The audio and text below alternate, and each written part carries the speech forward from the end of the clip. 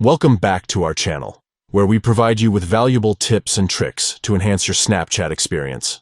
In today's video, we'll guide you through a comprehensive tutorial on how to edit a contact's name in Snapchat. This feature allows you to personalize your contacts and make them easily recognizable. Let's get started. Step 1. Open Snapchat on your device. Look for the familiar Snapchat app icon on your home screen or in your app drawer. Step 2. Tap on a chat from your chat list, excluding the AI chat.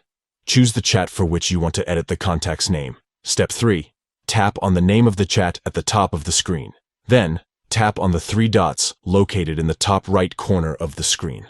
Step 4. In the menu that appears, tap on Manage Friendships. Step 5. Next, select Edit Name from the options available. Step 6. Finally, change the name to your desired name for the contact. You can use the keyboard to edit the name and make it personalized. By following these simple steps, you can easily edit a contact's name in Snapchat, making your conversations more personalized and easily identifiable. If you found this tutorial helpful, please give this video a thumbs up and consider subscribing to our channel for more valuable content. Thank you for watching, and stay tuned for more tips and tricks.